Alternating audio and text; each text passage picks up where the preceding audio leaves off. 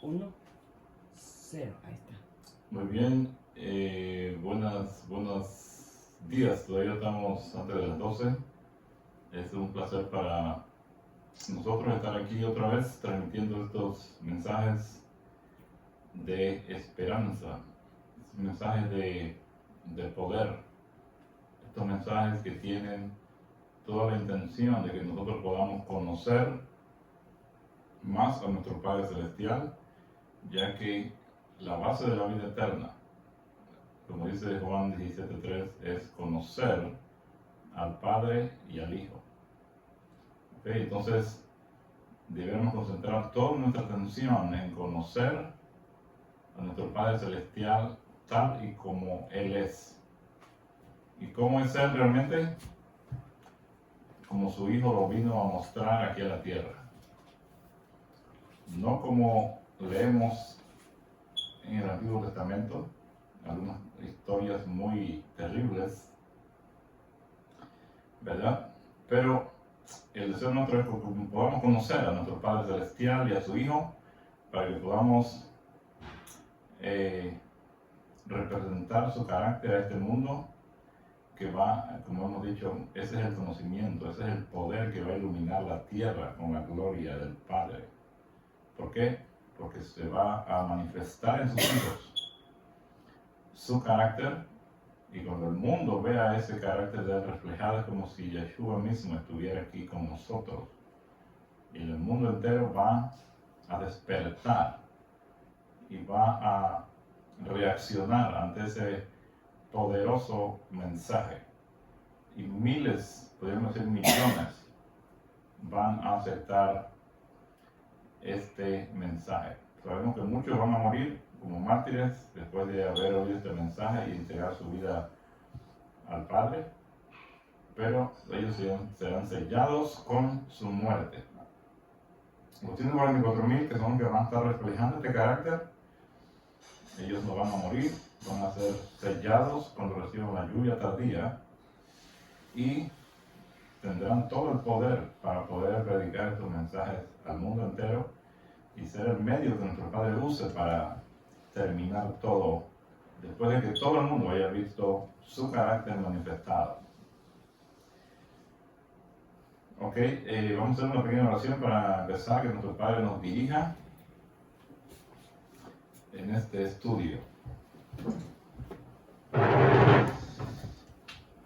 Amado Padre, gracias por esta oportunidad de presentar estos mensajes. Que nuestro Padre Celestial, le pedimos que usted esté con nosotros en este momento, a través de su Espíritu, que podamos transmitir estas ideas con claridad y con sencillez, sabiendo que usted es el Dios que está sobre todos los dioses.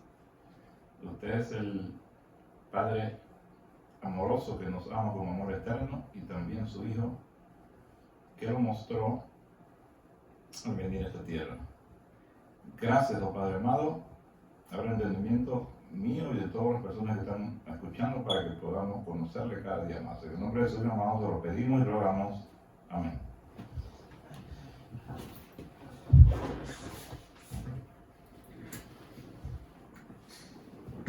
Muy bien, entonces hoy vamos a estar estudiando para poder ir entendiendo todos estos temas de estas historias del Antiguo Testamento y algunas del Nuevo también. Es necesario que nosotros podamos tener ciertas bases, y a medida que vamos avanzando, pues con conocimiento de estas bases y estos principios, nosotros vamos a ir poder entendiendo mejor la palabra, ¿no? Sabemos que las versiones han sido alteradas, los traductores muchas veces no tradujeron correctamente, muchos tradujeron de acuerdo a sus ideas que tenían, porque en el original, pues la palabra original tiene muchos significados. El escritor, el traductor, escoge la que mejor se acopla a lo que él cree, y así pues, dependiendo de las creencias que tenía el traductor, tenemos pues muchos versículos que no reflejan realmente la verdad ni el carácter del Padre. Pero obviamente que la Biblia, cuando usted la estudia de verdad, hay suficiente evidencia para que podamos encontrar la verdad. En este momento vamos a estar estudiando acerca de la ley como espejo, ¿verdad?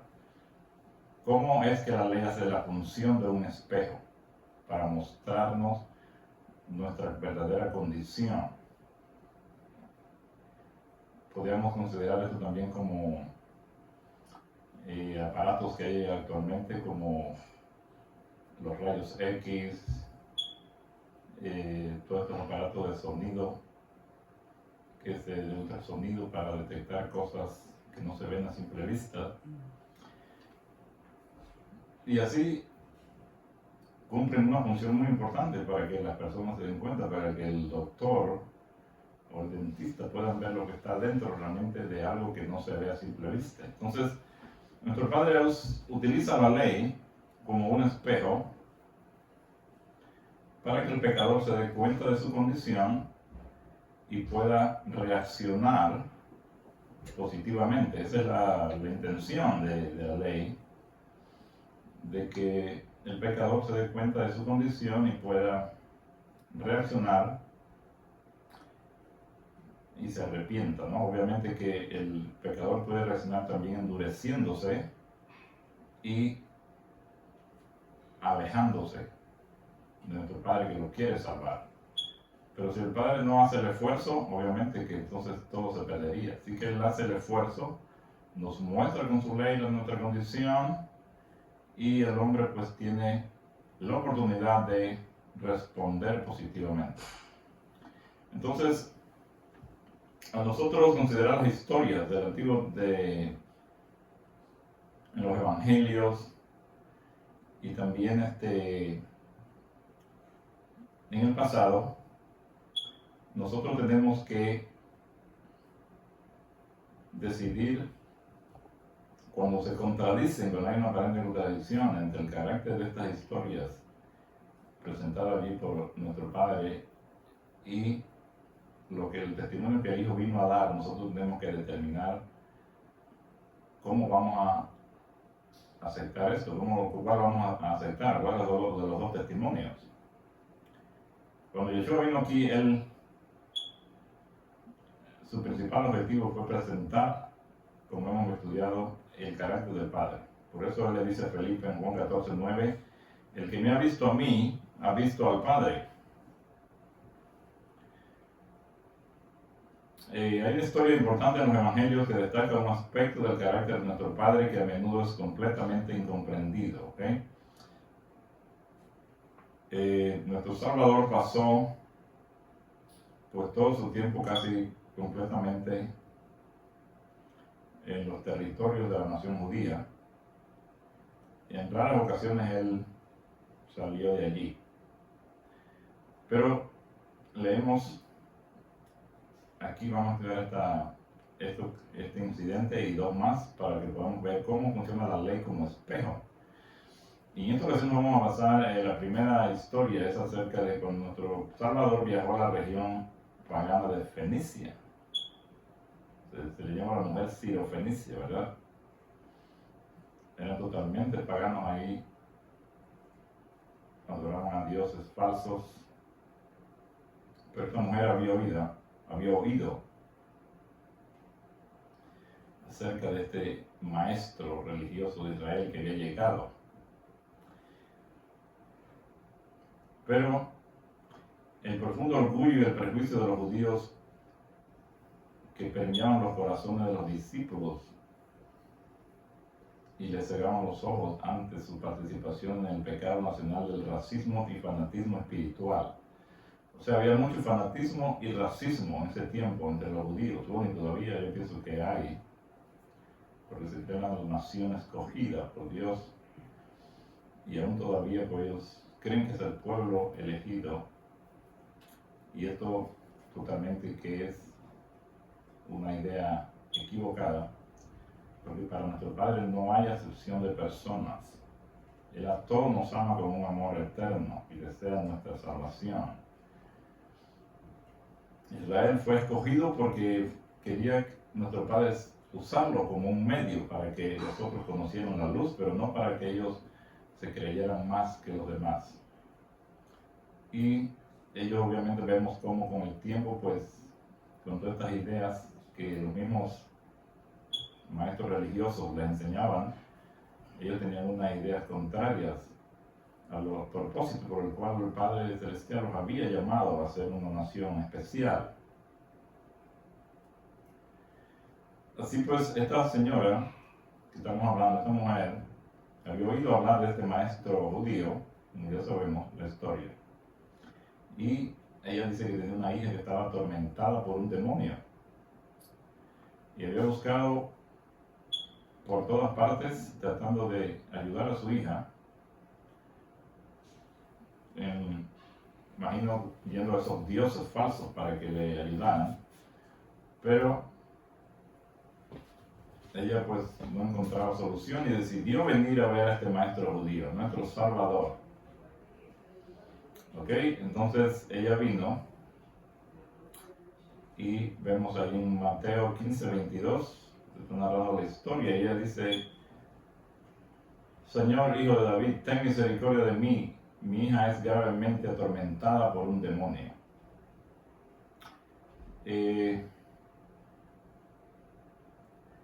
Obviamente que nuestro Salvador estaba lleno de un corazón lleno, valga la redundancia, de compasión por la raza caída, por los que sufrían, por todos los pobres, por los necesitados. Él vino a esta región casualmente porque el Espíritu de Dios estaba en él, lo impulsó que fuera a esa región, porque Dios tenía un propósito para que quería ayudar a esa mujer. Pero cuando la mujer le está pidiendo que le ayude, Yeshua no le contesta. Dice, pero Yeshua no le respondió palabra, Mateo 15:23. ¿Okay? Imagínense que alguien se acerque pidiéndole: por favor, maestro, ayúdame. Mi hija es atormentada por un demonio y el maestro se quede allí inmune y sin hacer nada, callado y no le contesta. Ahí vemos que eso no fue una buena respuesta, o sea, aparentemente, ¿no? Vemos que Yeshua no se estaba comportando como él decía que era el maestro que había venido a ser el salvador del mundo. Entonces, ahí vemos que los discípulos, en Mateo 15:23 le dicen: entonces acercándose sus discípulos le rogaron diciendo: despídela, pues da voces tras nosotros. Al ver los discípulos que Yeshua no le contestaba a la persona, a la mujer, ellos pensaron: debe ser que él no quiere saber de esta mujer igual que nosotros, y consideraban a estas personas como lo peor del mundo, de la sociedad,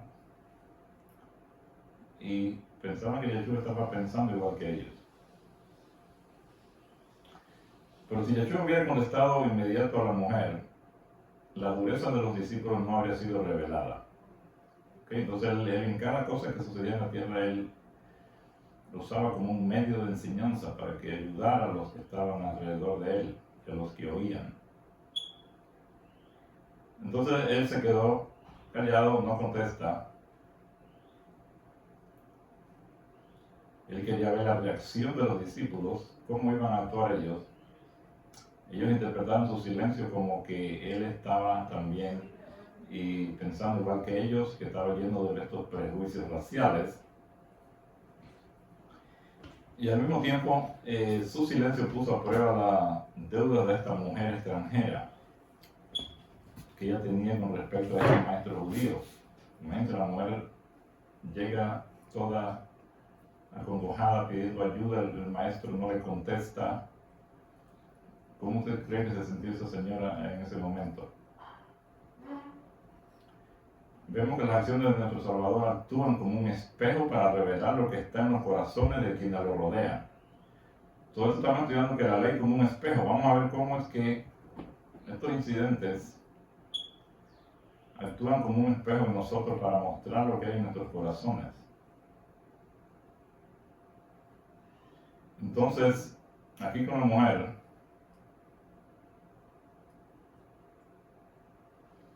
vemos también el caso como cuando Yeshua estuvo con estos discípulos que lo acompañaron a Emaús.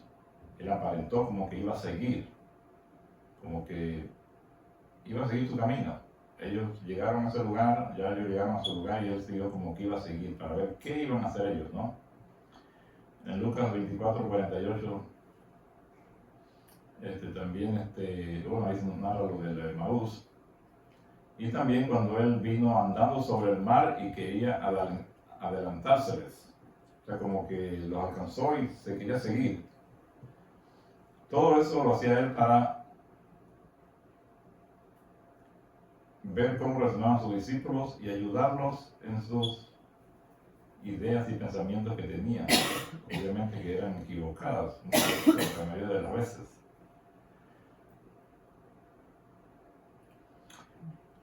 Estos discípulos se resistían al llamado de llevar su propia cruz ante el rechazo del Hijo de Dios. Ellos no querían creer que Yeshua venía a salvarlos y a morir por ellos. Ellos querían un Mesías que viniera a salvarlos del yugo romano y llevarlos a las alturas que habían tenido allá con David. Y no tenían un concepto claro de su misión en esta tierra. En Santiago 1, 22 y 24 nos dice, al 24 dice, pero sed hacedores de la palabra y no tan solamente oidores, engañándoos a vosotros mismos. Porque si alguno es oidor de la palabra pero no hacedor de ella, este es semejante al hombre que considera en un espejo su rostro natural. Porque él se considera a sí mismo y se va, y luego olvida cómo era. Entonces Santiago está hablando de tipo de personas, ¿verdad? Que son oidores de la palabra pero no hacedores. El oidor es como alguien dice que se ve su rostro en el espejo, pero luego se va y se le olvida cómo era. Pero el que es hacedor de la palabra, ese no se olvida de ello y sigue haciendo lo que él sabe que es bueno, lo que la ley le dice. Y eso pasó con estos discípulos. Estaban actuando como oidores de la palabra. Ellos habían respondido al llamado que nuestro Salvador les había hecho, pero sus corazones no habían sido cambiados, no estaban sujetos a los principios de negación y a todo lo que el Maestro significaba, a ese rechazo que la nación sentía por él. Ellos no querían eso, ellos querían que la nación entera lo aceptara como el Mesías y que ellos luego pudieran ponerlo como rey y que él reinara. Entonces ellos tenían una idea totalmente equivocada de la misión de nuestro Salvador. Así que esto los hizo oidores de la ley, viniendo de la boca de nuestro Salvador. Cuando nuestro Salvador se cayó ante esta mujer extranjera, ellos vieron su propio rostro natural reflejado en él y lo interpretaron como intolerancia racial. Él se queda callado, ellos piensan en su momento que él está enojado, no quiere contestarle, él siente lo mismo que nosotros por ella y proyectaron en él sus propias actitudes y deseos, lo que resultó en que le pidieran a nuestro Salvador que enviara lejos a esta pobre mujer. ¿Okay? Ellos interpretan que él no quiere nada con ella y le dicen, Señor, mándala, aparta, dile que se vaya, que tú no le vas a contestar, porque ellos pensaban que él estaba pensando igual que ellos. Así que imagínense si ustedes hubieran sido esa mujer, cómo se hubieran sentido de ser tratada de esa forma, ¿no? Pero vemos que en vez de ella desanimarse, ella tomó fuerzas por la fe que ella estaba ejerciendo en este maestro y se quedó allí. Y Yeshua le contesta a los discípulos, le dice, él respondió, dijo, no soy enviado sino a las ovejas perdidas de la casa de Israel. ¿Okay? Entonces, aquí Yeshua está siguiendo con el flow, vamos a decir, de los discípulos, las ideas que ellos tenían, él le sigue el cuento, podemos decir.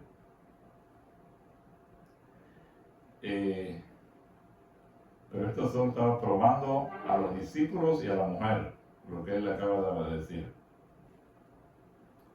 Cuando él fue presentado, cuando el Salvador fue presentado por Juan el Bautista, se le dijo, Juan el Bautista dijo, ve aquí el Cordero de Dios que quita el pecado del mundo. Juan 1:29. Vemos aquí que se le mostró como el Cordero de Dios que quita el pecado del mundo entero, no solamente de la nación judía. Él vino como el Salvador del mundo, no solo del pueblo judío. Y esta mujer, ella discernió esta verdad. Por eso se atrevió a venir acá, porque ella sabía que este hombre era un hombre muy especial, que había venido como el Salvador del mundo. Esto mismo fue discernido por la mujer samaritana en el pozo y por los que salieron de la ciudad. En Juan 4:42 ella dice allí, y decían a la mujer, ya no creemos solamente por tu dicho, porque nosotros mismos hemos oído y sabemos que verdaderamente este es el Salvador del mundo, el Cristo. O sea, la mujer samaritana y muchas personas vieron a Yeshua como el Salvador del mundo. Obviamente que nuestro Salvador, Yeshua era el Salvador del mundo, pero su reino no era de este mundo. Yeshua respondió, mi reino no es de este mundo. Si mi reino fuera de este mundo, mis servidores pelearían para que yo fuera entregado a los judíos. Pero mi reino no es de este mundo. El término Israel es una referencia a todos aquellos que acepten el regalo de la salvación, como el apóstol Pablo lo describió más tarde en Romanos 2:28-29. Él dice, no hay judío, pero no es judío el que lo es exteriormente, ni es la circuncisión la que se hace exteriormente en la carne, sino que es judío el que lo es en lo interior, y la circuncisión es la del corazón, en espíritu, no de letra, la alabanza del cual no viene de los hombres, sino de Dios. Entonces nosotros debemos entender esto. Nuestro Padre utiliza la nación judía como el medio para que el mundo entero pueda conocer acerca de Él.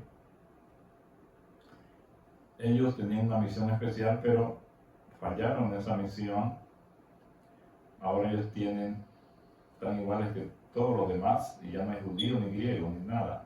Ahora todos somos iguales. ¿No?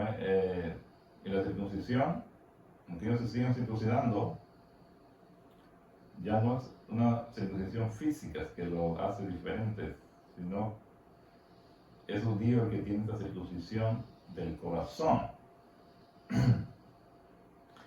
Obviamente que nosotros debemos entender que le debemos mucho a los judíos, porque si no fueran por los judíos de Israel, no tendríamos la palabra. ¿Cómo vamos a poder pagar eso? Todo lo que nuestro Padre hizo a través del pueblo judío, ¿no? Nuestro Salvador se lo dijo a la mujer en el pozo. La salvación viene de los judíos. Hay personas que yo he escuchado, personas que dicen, no, que los judíos, que ellos, que no sé qué. Sí, muchos se desviaron, muchos se perdieron porque siguieron a sus líderes, pero muchos fueron salvos, muchos aceptaron. Si leemos los escritos de Hechos de los Apóstoles, ahí dice que de 5,000, 3,000 se convertían en una prédica del apóstol Pedro, ¿verdad? Así que muchos sí aceptaron al Mesías. Sí, gracias. Entonces, aquí el Salvador le estaba hablando acerca de su reino espiritual del corazón.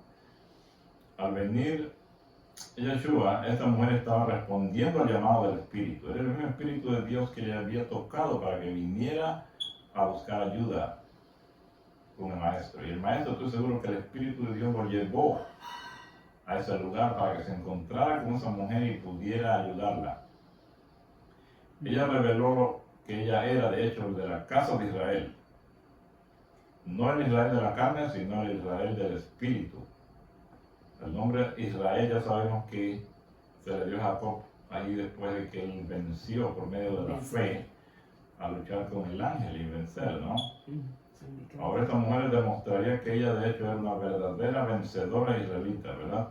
Porque yo no creo que tuviera tenido tanta fe como esta mujer manifestó al venir a esta nación extraña para ella a buscar a una persona que ella ni conocía y creyera que esa persona le iba a ayudar y luego le hacen ese desplante. Fue algo que si ella no hubiera tenido una fe grande, no se hubiera desanimado fácilmente y se hubiera ido, ¿no? Pero cuando él les dijo eso, ella vino y se postró delante de él diciendo: Señor, socórreme, o Señor, ayúdame. No importa, olvídate de todo lo demás, por favor, no importa eso, por favor, ayúdame. La fe de esta mujer fue algo extraordinario. Ella se aferra con fe a este maestro que cree que la puede ayudar. El Salvador obviamente quiere ayudarla, pero todavía la prueba no ha terminado. Él quiere todavía ir más profundo para ayudar a sus discípulos a ver cómo era su carácter realmente y que ellos pudieran darse cuenta de lo equivocado que estaban en cuanto a las otras personas de otras naciones. En Mateo 15:26 sigue diciendo él, respondiendo él dijo: no está bien tomar el pan de los hijos y echarlo a los perrillos. Imagínense. Yeshua ahora le estaba pidiendo que decidiera si realmente era israelita. Su declaración está enmarcada de tal manera que pone a prueba el prejuicio racial de los discípulos, así como las propias dudas de ella sobre este maestro judío. La mujer podría haber dicho: Señor, soy una de tus hijas y creo que me ayudarás. Si yo hubiera tenido una fe mucho más grande, pues hubiera dicho: Señor, yo soy una de tus hijas, tú eres el Salvador del mundo. Pero obviamente que eso no es fácil en esa situación ella responder así, pero lo importante es que ella no perdió la fe. Entonces, su respuesta es sorprendente porque aunque ella se llama a sí misma un perro, todavía se aferra con fe. Y ella dijo: sí, Señor, pero aún los perrillos comen de las migajas que caen de la mesa de sus amos. Mateo 15:27. Ella pensó que el Salvador la estaba llamando perro. Siguió creyendo que Jesús le ayudaría a pesar de eso. Imagínense. Aún dice: los perrillos van a las mesas y comen ahí de lo que cae, de lo que la sobra, de lo que queda ahí. Ella sí conocía al Salvador del mundo. Cualquiera de nosotros se hubiera desanimado de esa conducta que le hicieron a ella ahí, de la forma como la trataron. El amor de esta mujer por su hija y su respuesta al llamado del Espíritu le dieron la victoria de la fe. Respondiendo Yeshua le dijo: mujer, grande es tu fe, hágase contigo como quieres. Y su hija fue sana desde esa misma hora. Mateo 15:28. Esta respuesta de Yeshua al sanar a esta mujer reprendió a los discípulos. Escuchaban las palabras de Yeshua con sus corazones naturales y proyectaban sobre él sus prejuicios raciales. ¿Ok? Cuando Yeshua respondió a la petición de la mujer, se sorprendieron y su percepción de Yeshua se hizo añicos. En este punto deben estar considerando las acciones de Yeshua como un misterio o comenzando a cuestionar su propio odio racial. Ellos se dieron cuenta de una vez cuando Yeshua le concede a la mujer lo que ella estaba pidiendo y la trata bien, todo el concepto que tenían se les vino al suelo. Se dieron cuenta que estaban mal, que Yeshua no compartía su forma de pensar. Yeshua comparte en la escritura que se le llama la sabiduría de Dios. En 1 Corintios 1:24 y en Proverbios 8 se habla de la sabiduría. Y en 1 Corintios 1:24 dice que Yeshua es la sabiduría de Dios, del Padre. Es la manifestación de esa sabiduría. Así que él siendo la sabiduría, pues obviamente le ayuda para poder lidiar con las personas cuando él vino a esta tierra. Y a cada uno le daba de acuerdo a lo que necesitaba para poderlos bendecir y ayudar. Nuestro Salvador lidiaba con la gente de una forma tan maravillosa que nosotros, pues, ese es nuestro ejemplo a seguir. Él podría haber dicho a los discípulos: ustedes tienen odio racial, ustedes tienen un problema de odio racial y necesitan superarlo. Pero ¿por qué no se los dijo? Eso no habría logrado nada. Porque cuando ustedes lo enfrentan con la verdad, las personas tienden a defenderse y no aceptar que están equivocados. Si usted viene y le dice a una persona: tú eres un mentiroso, es duro que la persona va a decir: no, sí, yo soy mentiroso. O que le saque cualquier cosa interna, la persona se va a defender, no va a querer aceptar eso. Y Jesús sabía cómo era la naturaleza humana y estos discípulos. Si él les hubiera dicho directamente: ustedes tienen odio racial, ustedes tienen un problema muy serio de odio racial y necesitan superarlo, ellos se hubieran defendido y no hubieran querido aceptar esa amonestación. Pero en cambio Yeshua les habla de una manera que permite que sus palabras actúen como un espejo y revelen lo que está en el corazón. ¿Ok? Sin decirles nada directamente a ellos, les muestra lo que está en el corazón de ellos y les muestra que están equivocados.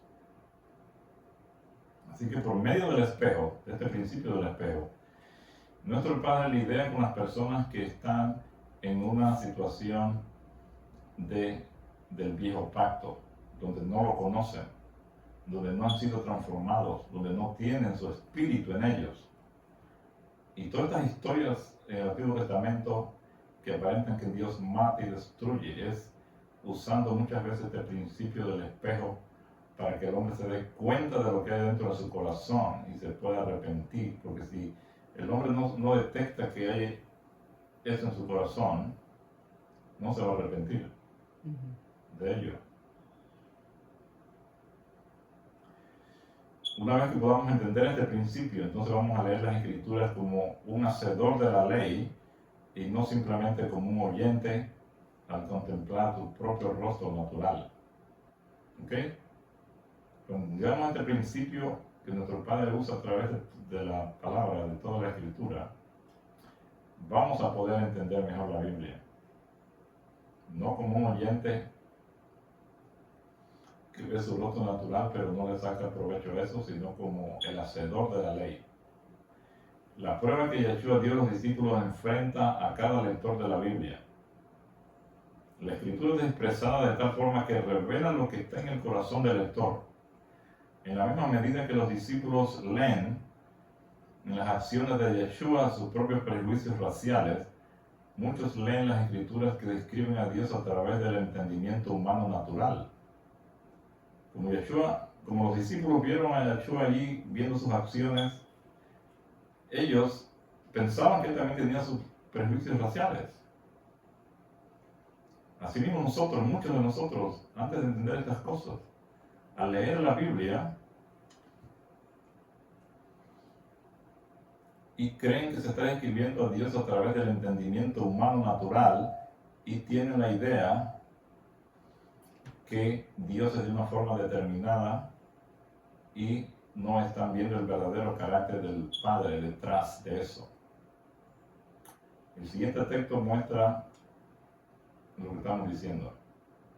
Jeremías 18:17 dice, como viento solano los esparciré delante del enemigo.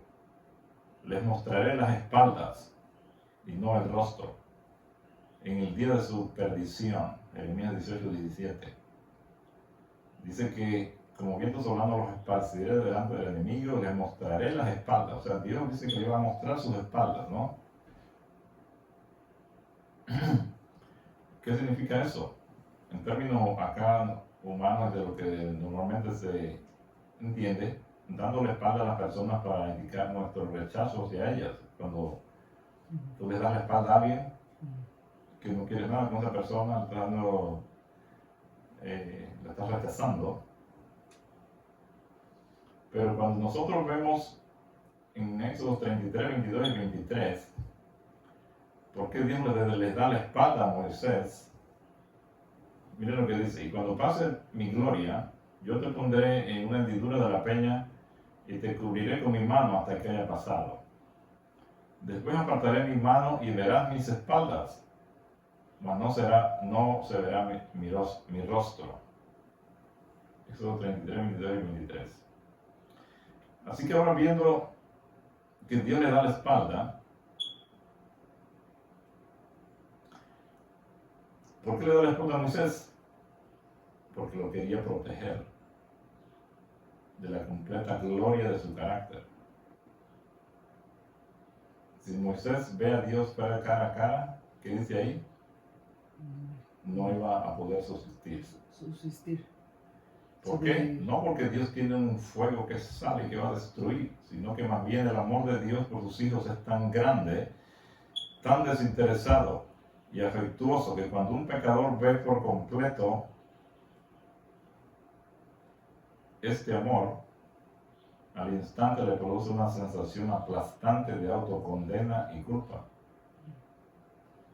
Entonces, no es que Dios quiera destruir al pecador, sino que su gloria, que es su carácter, es tan contrario al carácter humano que le produce a la persona una sensación aplastante de autocondena y culpa.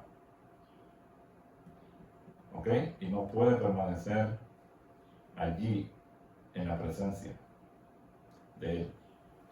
Por eso cuando Yeshua venga, toda la gente va a querer y no quieren ver el rostro de Él.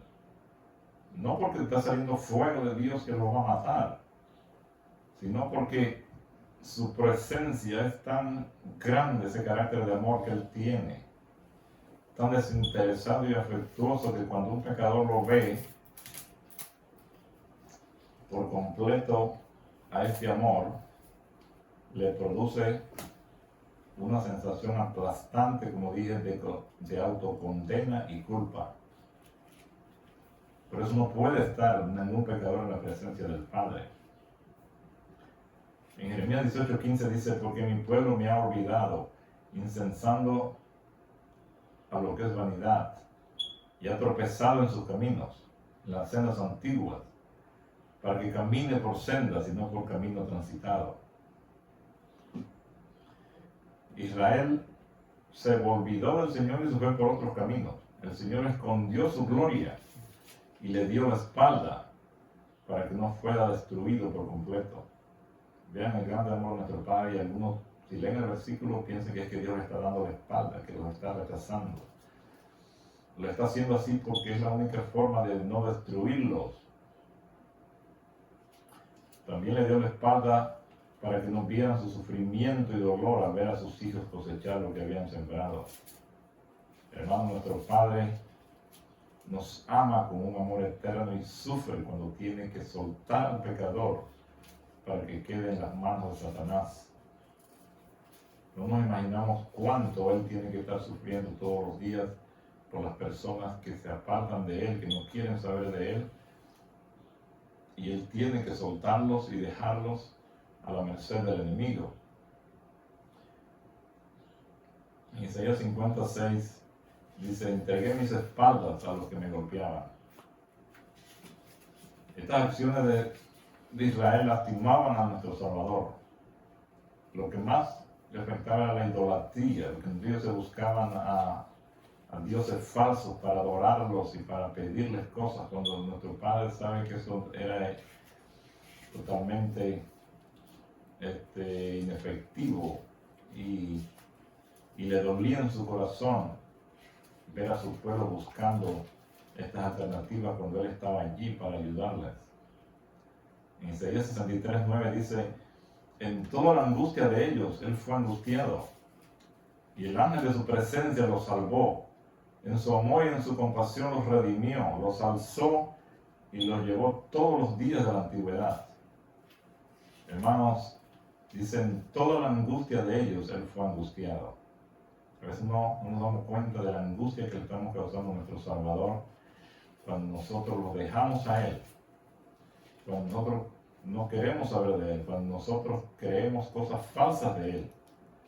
Hermano, ¿tú sabes lo que es? Que usted esté pensando que Dios es un Dios que mata y que ha matado miles y millones y que al final va a matar billones de personas. Entonces, ¿sabes el dolor que le causa que nosotros tengamos esas ideas falsas de Él? En toda la angustia que ellos tuvieron, dice, Él también fue angustiado. Entonces dice que entregó la espalda a sus golpes. Esta frase puede entenderse como que el Señor fue herido por las transgresiones de su pueblo a rechazarlo y también a proteger a su pueblo de la gloria de su carácter para que no fueran aplastados por completo con su culpa. Terrible, hermano, lo que nosotros le hacemos a nuestro Padre Celestial cuando no lo conocemos. Él tiene que dar la espalda, pero no porque nos está rechazando y apartando, sino porque nos quiere proteger de que si vemos su rostro real como es, no vamos a poder soportar esa culpa aplastante que cae sobre el pecador. El corazón natural va a leer este texto como si Dios simplemente rechazara a su pueblo, porque así es exactamente como un ser humano reaccionaría naturalmente. Y cuando leemos la Biblia naturalmente, eso es lo que entendemos. Por eso la Biblia tiene que leerse espiritualmente. No podemos leerla solamente por leerla por encima, superficialmente, porque vamos a estar entendiéndola mal. Pero afortunadamente los pensamientos de Dios no son nuestros pensamientos, como dice Isaías 55, 8 y 9. Vamos a ver este otro caso, ejemplo, ¿verdad? De cómo la palabra de Dios actúa como un espejo para el alma. En Números 13 leemos lo siguiente. Dice: envía hombres para que exploren la tierra de Canaán, la cual yo doy a los hijos de Israel. Enviaréis un hombre de cada tribu, de sus padres. Cada uno de ellos debe ser un dirigente entre ellos. Números 13, 1 y 2.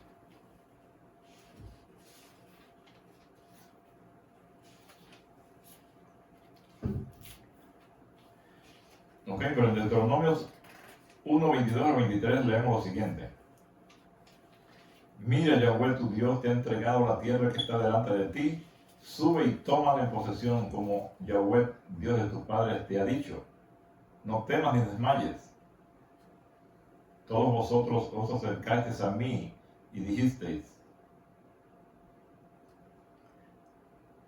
enviemos delante de nosotros hombres que nos reconozcan la tierra y nos traigan información acerca del camino por donde hemos de ir y de las ciudades a las que hemos de llegar. Me pareció bien lo dicho y tomé a 12 hombres de vosotros, un hombre por tribu. Entonces el número dice que Dios es el que les dice que envíen a un hombre. Pero en Deuteronomio se nos dice que nuestro Padre le está diciendo que Él le está diciendo: suban y tomen en posesión de la tierra. Pero ellos, ¿qué pasó? No creyeron y ellos querían enviar a unos espías para que nos dieran informe de cómo era todo, cómo estaba todo por ahí antes de ir a tomarla. ¿Ok? Entonces, en el pasaje números 13, el primero que leímos, no proporciona el contexto completo de lo que sucedió. Simplemente presenta el mandato de Dios de espiar la tierra. Como que si Dios es el que los está enviando a espiar la tierra. Así que los dos pasajes presentados así en las Escrituras proporcionan una pequeña prueba para el lector. ¿Por qué? Porque en uno dice que Dios les manda que mandan los espías, y en la otra ellos son los que lo piden. Deuteronomio.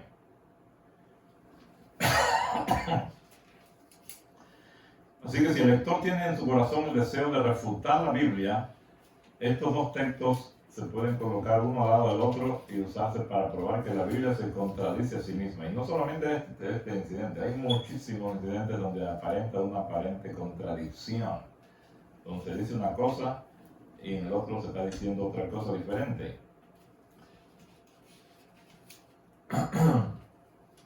Las contradicciones que existen dentro del lector se proyectan en la Biblia.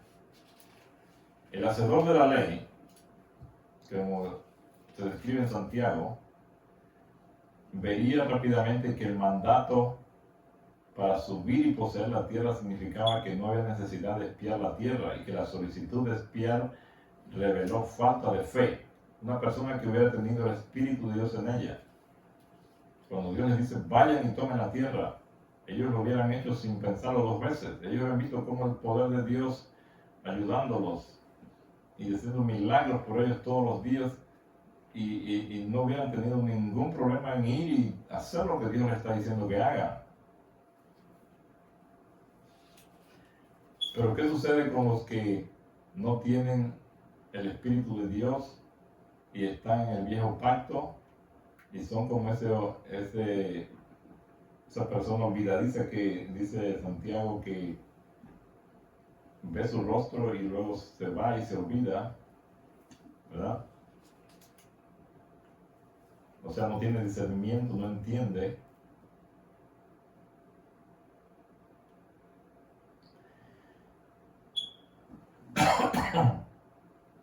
Perdón. Dios responde a la petición con un mandamiento según sus deseos. Ellos querían espías, Dios le concede la petición. El informe temeroso que trae la mayoría de los espías revela la incredulidad que existía en sus corazones, que motivó la solicitud de espiar la tierra. Esos 10 que vinieron con ese informe negativo, ellos mostraron solamente lo que ya tenían antes de irse para allá a espiar la tierra. Tenían temor, tenían miedo. Y por eso querían mandar a esos espías para ver si había alguna forma de que estar seguros de que la cosa estaba fácil y que no había problemas. Y tenían miedo pues de enfrentarse con estas personas, muchos gigantes también que habían en ese lugar. Pero vemos el informe de Caleb y de Josué, ¿verdad? Que fue totalmente diferente. Así que la Biblia está escrita de una manera que una persona que vive en contradicción podría leer la Biblia y encontrar las contradicciones que está buscando para respaldar sus afirmaciones. ¿Ok? Si una persona lee la Biblia con esa mentalidad, que vive en contradicción, va a buscar todas estas cosas que se contradicen para afirmar sus afirmaciones. ¿Ok? Los que creen que Dios mata y destruye van a estar buscando todos estos pequeños versículos a lo largo de la Biblia donde se aparenta eso, pero no buscan los otros donde dice lo contrario. Y esa es una de las fallas más grandes que hay. Cuando usted está estudiando un tema, tiene que poner todos los textos que hablan del tema, no solamente los que apoyan su idea. Si una persona cree que Dios mata y destruye, tiene que poner también los versículos donde Él dice: amad a vuestros enemigos, haced bien a los que os ultrajan y os persiguen. Tienen que poner los versículos donde dice: yo Yahweh no cambio. No, en el cielo no era de una forma, luego en el Antiguo Testamento fui de otra, ahora vino el Hijo y muestra otra. Dios no cambia. Dice que Yeshua es el mismo ayer, hoy y por los siglos. Él no puede andar cambiando, porque eso es en contra de su naturaleza, de su carácter. Los que creen que Dios mata y destruye deben poner estos textos y cuando Yeshua dice, pone su espada en su lugar, porque que a espada mata, a espada también será destruido. Tienen que leer el incidente cuando Yeshua le dice a los discípulos que quieren que mande fuego del cielo. Y les dice, ustedes no saben de qué espíritu están hablando, como diciéndoles, ustedes están hablando por el espíritu de Satanás, Exacto. no del mío. ¿Ok? Porque Satanás es el asesino, es el mentiroso desde el principio. ¿Por qué no ponemos todos estos textos juntos con los que están diciendo que Dios mató y toda esta cosa? ¿Por qué no ponemos los textos donde dice que el Hijo es la imagen del Dios infinito? Que el que me ha visto a mí ha visto al Padre, dijo él. Si hemos visto a Yeshua en su vida y en los evangelios, ¿cómo podemos creer que él era el mismo que andaba matando y destruyendo en el pasado, en el Antiguo Testamento, y que va a venir después de los 1000 años a destruir y matar a todos los impíos? ¿Cómo concuerda eso? ¿Por qué no ponemos todos esos versículos y con oración le pedimos a nuestro Padre Celestial que nos ilumine, que nos ayude a entender, para que podamos ver el carácter verdadero del Padre y del Hijo? Ahora veamos esta historia del censo de David. En 2 Samuel 24:1 dice, volvió a encenderse el furor de Yahweh contra Israel e incitó a David contra ellos diciendo, ve y haz el censo de Israel y de Judá. ¿Ok? Y luego vamos a leer en 1 Crónicas 21:1 y dice, Satanás se levantó contra Israel e incitó a David a que hiciese un censo de Israel. Aparentemente vemos una contradicción total. Uno está diciendo que se enciende el furor de Yahweh contra Israel e incita a David para que vaya y cuente al pueblo. En el otro texto, en 1 Crónicas 21:1, nos dice que Satanás es el que incita a Israel, se levantó contra Israel e incita a David a que hiciese un censo. ¿Cómo lo va a entender usted? ¿Cuál de las dos versiones va a agarrar usted en esta aparente contradicción? Esto es similar a lo que Yeshua había sido presentado como el Salvador del mundo por Juan el Bautista, y luego le dice a la mujer, no soy enviado, sino a las ovejas perdidas de la casa de Israel. Entonces, ¿cuál de las dos? ¿Es el Salvador del mundo o solo viene a Israel? Cuando leemos estos pasajes, somos probados. En un capítulo futuro vamos a hablar en más detalle acerca de la ira de Dios. Y algunas veces hemos hablado de eso antes, pero más adelante también vamos a hablar un poquito de eso para que podamos ver qué es la ira de Dios. Por ahora nos vamos a enfocar en esto de leer las palabras hebreas a la luz de la vida de nuestro Salvador. Ahí se dice que en este censo de Israel resultó en la muerte de 70,000 hombres. ¿Ok? Y la gente dice, oh mira, ahí el ángel de Dios mató.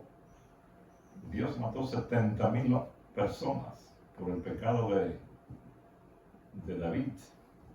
¿Verdad?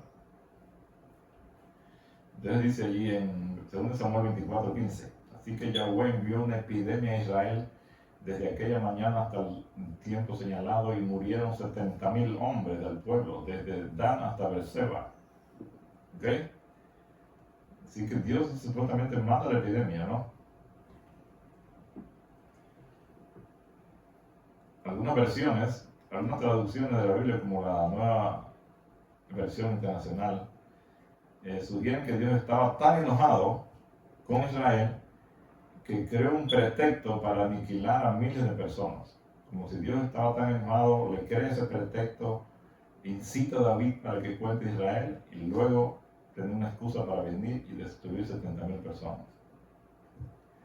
¿Creen ustedes realmente que eso es así? La versión internacional de 2 Samuel 24:1 dice lo siguiente: la ira del Señor se encendió contra Israel. Él incitó a David contra ellos. Él dijo, ve, cuenta a los hombres de Israel y Judá. Entonces vemos ahí que Dios se llena de ira, incita a David para que cuente a Israel para luego venir y matar a 70,000 personas. 55 minutos ya. Cuando leemos que la ira de Dios se encendió contra Israel, ¿qué imágenes crea en tu mente? Nos imaginamos a alguien con la cara roja, así como enojado, como cuando las personas se ponen así rojos de la ira, caminando de un lado para el otro, para luego explotar de rabia. ¿Creen ustedes que es posible que los traductores leyeran las palabras hebreas de acuerdo con su comprensión natural y luego la traducen usando esa idea que se imagina de Dios? Lo sorprendente de la variación del significado en las palabras hebreas es que el lector o el traductor determinarán la variante. Con algunas palabras, las variantes del significado cambian notablemente el significado de lo que se lee, porque las palabras hebreas tienen muchos significados. Entonces, si usted agarra una de ellas y la traduce usando esa palabra, va a dar una idea totalmente contraria que si hubiera utilizado otra, que también viene de la misma palabra original. ¿Ok? Entonces, si nosotros vemos la palabra ira, que la ira de Dios se encendió, ¿verdad? La palabra ira y se incendiaron en 2 Samuel 24:1, como leímos ahorita en la versión internacional. Esa palabra ira se puede traducir también como sufrimiento, y encenderse también se puede traducir como aflicción. Y la palabra movido, que fue movido, ¿verdad? Actuar, se puede traducir también, otro significado que tiene es seducir. Así que si el traductor hubiera utilizado estas otras palabras, él hubiera traducido 2 Samuel 24:1 de esta forma: y otra vez el sufrimiento de Yahweh fue afligido por Israel, y David fue seducido para decir: ve, enumera a Israel y a Judá. Ven ustedes cómo cambia totalmente el versículo si se le usaran estas otras palabras que también significan, que vienen de la misma palabra original en hebreo. Esto muestra que las traducciones pueden ser muy equivocadas y darnos una idea totalmente contraria de lo que está pasando. Si se hubiera traducido así,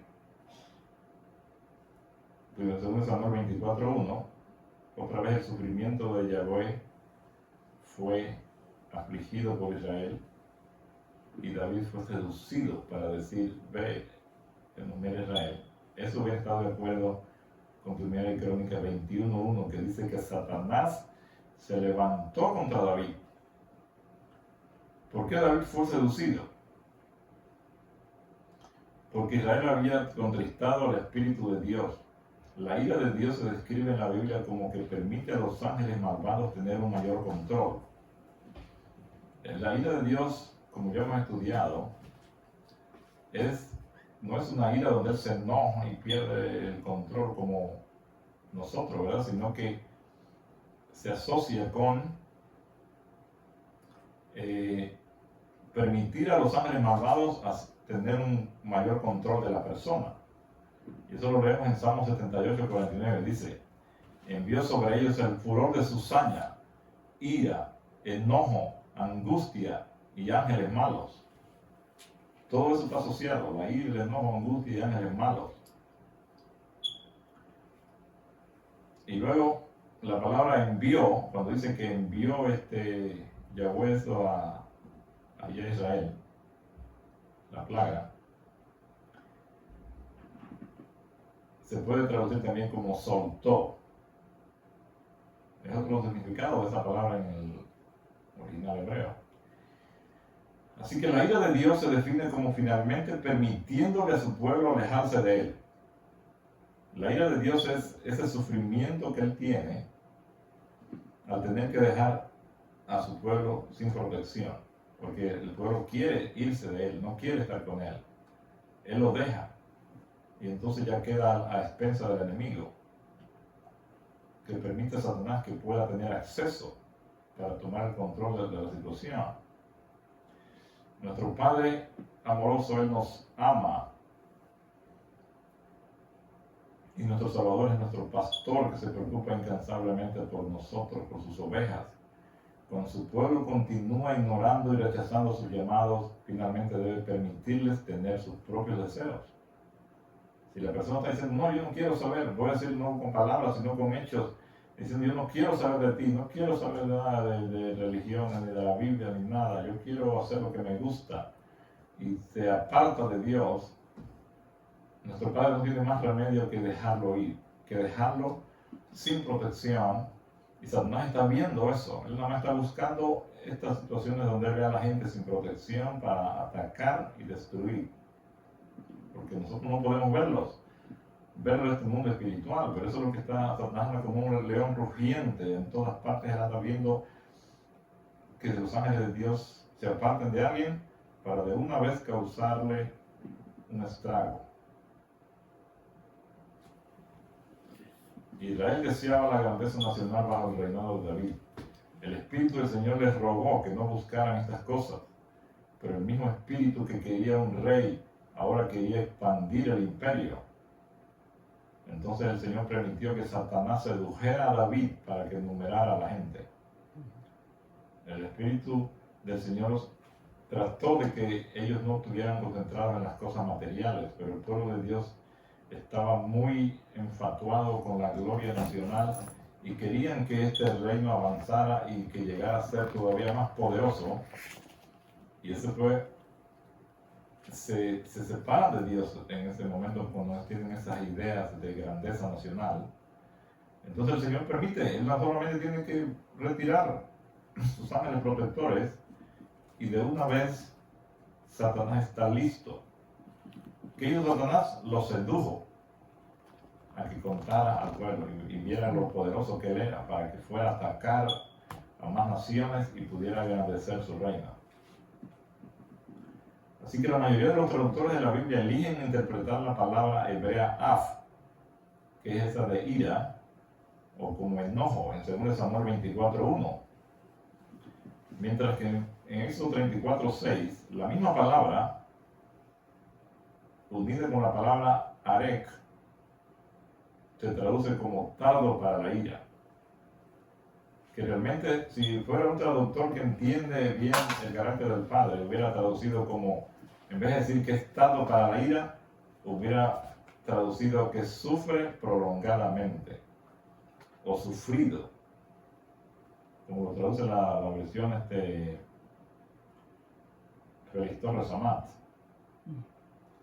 En Éxodo 34:6 dice, el Señor pasó frente a Moisés y proclamó, Señor, Señor, Dios compasivo y clemente, lento para la ira y grande en misericordia y verdad. Esa palabra lento para la ira no es una buena traducción. Como dije, hubiera sido que sufre prolongadamente, hubiera sido la mejor traducción, porque cuando te dice lento para la ira significa que es lento porque en un momento determinado se va a encender en ira y va a destruir. Aunque realmente la palabra ira, como ya sabemos, no significa realmente o totalmente o solamente que está enojado alguien. Esa misma palabra significa en hebreo orificio nasal o respiración rápida a través de la nariz. La respiración rápida puede ser por enojo o tristeza extrema. O sea, esa palabra af de ira es como si yo respirara así. Agitadamente. Una respiración rápida, pero esta respiración rápida puede ser porque estoy enojado, de verdad, o puede ser porque tengo una tristeza extrema, una angustia extrema. Y eso es lo que Dios siente. Por eso a veces se usa la palabra ira, pero está mal usada en ese sentido. Porque más bien está mostrando la angustia que Dios siente cuando tiene que soltar al pecador a los brazos de Satanás, porque eso es lo que la persona quiere. Cuando Yeshua le dijo a los discípulos que él debía sufrir muchas cosas a manos de los líderes, ellos no quisieron escucharlo. Así que encontramos en muchos lugares que las personas preferirían pensar que Dios está enojado con ellos, con aquellos que pequen contra Él, que verlo sufrir como un padre quebrantado. No quieren verlo como un padre quebrantado, sino que lo quieren ver como un Dios que está enojado. Si ellos se permitieran a sí mismos verlo, esto se traería una profunda convicción para dejar de lastimar a nuestro Padre. Verlo enojado permite que muchas personas justifiquen su pecado. Así como los discípulos interpretaron el silencio de Yeshua como intolerancia racial. Muchos traductores de la Biblia y por lo tanto lectores leyeron sus propios sentimientos hacia la injusticia en el carácter de Dios. Así que depende de cómo usted tenga su discernimiento espiritual, usted va a tomar la Biblia de una forma o de otra. Pero si nosotros realmente queremos conocer al Padre, debemos pedirle en oración con humildad que Él nos dé discernimiento para poder entender su palabra y no tomarla de la forma equivocada. El último ejemplo de considerar rápidamente aquí habla acerca de Saúl cuando fue a la guerra. Y en 1 Crónicas 10, 13 y 14 dice que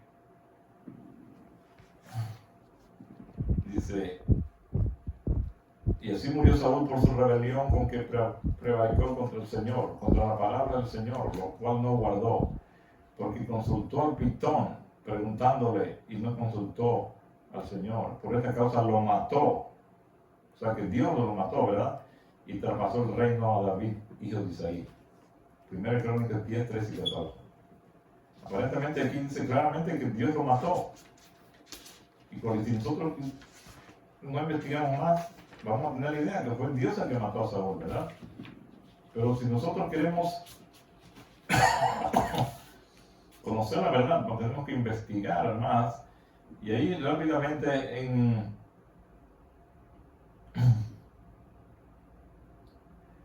1 Crónicas 10, 3 y 4 se nos dice claramente que Saúl iba huyendo de la batalla y venían los flecheros y él sintió miedo y no quería que lo agarraran preso, ¿verdad? Prisionero, los filisteos. Así que él le dice a su escudero que saque su espada y lo traspase. Pero el escudero no quiso. Entonces, como el escudero no quiso, él dice que se puso así, puso la espada y se echó sobre ella. Y así murió. Así que podemos ver que Saúl se suicidó. Saúl se había apartado de Dios y eso significaba que Dios no podía protegerlo como hubiera deseado hacerlo. Saúl buscó otros dioses ajenos, fue a consultar a esta pitonisa de Endor y así cortó la comunicación con el Padre Celestial. Ya el Padre no podía protegerlo porque él ya no quería su protección y estaba buscando la protección del enemigo, del mismo Satanás. Así que Saúl estaba desprotegido en esta batalla cuando ocurrieron estos eventos. Eso es el contexto de los versículos. Él estaba desprotegido. Aquí hay una lección importante para los lectores de la Biblia, hermanos. Si estás seguro de que la misión de Yeshua en la tierra es la revelación del Padre y comprendes los sufrimientos de Yeshua a través del rechazo diario que experimenta por la raza humana, entonces como la mujer sirofenicia confiaremos en creer que Él es verdaderamente misericordioso, incluso cuando parece que no lo es. La mujer sirofenicia no se desanimó. Ella creía que era misericordioso y se aferró a eso y al final recibió la recompensa. Esta es la ley que actúa como un espejo en nuestras almas para sacar lo que esté en nuestros corazones, a fin de que podamos arrepentirnos de proyectar nuestros deseos e inclinaciones sobre Yeshua y su Padre. ¿Ok, hermanos? Entonces la ley como espejo nos muestra lo que hay en nuestro corazón, pero como yo estoy en estado natural, sin discernimiento, uso ese espejo para reflejar, que en vez que me refleje a mí, refleje el carácter del Padre, y veo al Padre como el que mata y destruye, como cuando yo soy el que tengo esos sentimientos en mí. Todos los que tienen esta idea de que Dios mata y destruye es porque ellos también tienen esa idea. Si tuvieran el poder de Dios, también harían lo mismo que ellos imaginan. Nunca vamos a poder emular o tener el carácter del Hijo si nosotros estamos creyendo que nuestro Padre es un Dios que mata y destruye. Es necesario que volvamos a lo básico, a los evangelios, a ver el carácter del Padre reflejado en el Hijo, para que podamos ser transformados a su semejanza. Que nuestro Padre los bendiga y los cuide y proteja, y que podamos realmente conocerle cada día más para que podamos llegar a ser como Él, como el Hijo. Bendiciones a todos.